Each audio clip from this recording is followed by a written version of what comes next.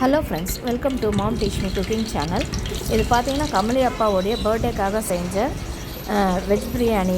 அதுக்கப்புறம் கேசரி பண்ணியிருந்தோம். அன்றைக்கி செஞ்சு ஒரு 10 பேர் கொடுக்கலாம் அப்படின்னு சொல்லிட்டு தான் செஞ்சேன்.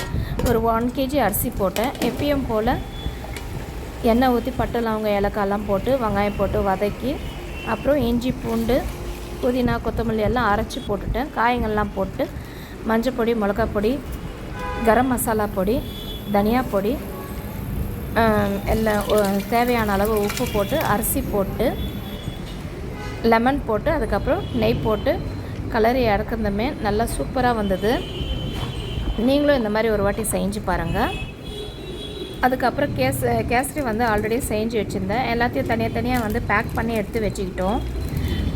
கூட ஒரு எக்கு வச்சா நல்லா இருக்குமே, நல்லா சாப்பிடுவாங்களே அப்படின்னு சொல்லிட்டு ஒரு எக்கு, அதுக்கப்புறம் அதை கீறிட்டு நடுவில் மசாலா வச்சு அது கொஞ்சம் ரெடி பண்ணிவிட்டு ஒரு 20 பேக்கெட் ஆச்சு. எல்லாமே கமலி அப்பா சாப்பிட்டு முடிக்கிறதுக்குள்ளேயே எல்லாத்தையும் பேக் பண்ணி வச்சுட்டோம். அதுக்குள்ளேயும் சாப்பிட்டு முடிச்சுட்டு அவரே எடுத்துகிட்டு போயிட்டு எல்லாருக்கும் கொடுத்துட்டு வந்துட்டார்.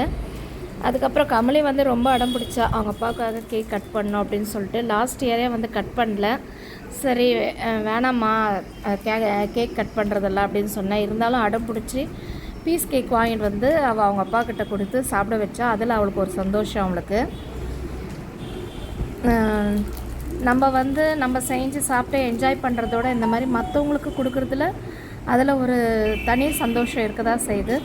நீங்கள் இந்த மாதிரியெல்லாம் யாருக்கெல்லாம் செஞ்சு கொடுத்து உங்களுடைய எக்ஸ்பீரியன்ஸ் எப்படி இருக்குது அப்படின்னு சொல்லிட்டு கமெண்ட்டில் சொல்லுங்கள். அதுவும் இல்லாமல் இதை வேறு எப்படியெல்லாம் செய்யலான்றதையும் சொல்லுங்கள். மொத்தம் பார்த்திங்கன்னா ஒரு 20 பாக்கெட்ஸ் ஆச்சு. எடுத்துகிட்டு போயிட்டு எல்லாருக்கும் கொடுத்துட்டு வந்துட்டு அவரே ஒரு பரவாயில்லம்மா நல்லா இருக்குது அப்படின்னு சொல்லிட்டு ஒரு சந்தோஷமாக சொன்னார். அது நம்ம எல்லாருக்குமே ஒரு சந்தோஷமாகவே இருந்தது. உங்கள் எல்லாருக்கும் இந்த வீடியோ ரொம்ப பிடிச்சிருக்கோன்னு நினைக்கிறேன். லைக் பண்ணுங்கள், ஷேர் பண்ணுங்கள், சப்ஸ்கிரைப் பண்ணுங்கள். வேறு ஒரு வீடியோவில் பார்க்கலாம்.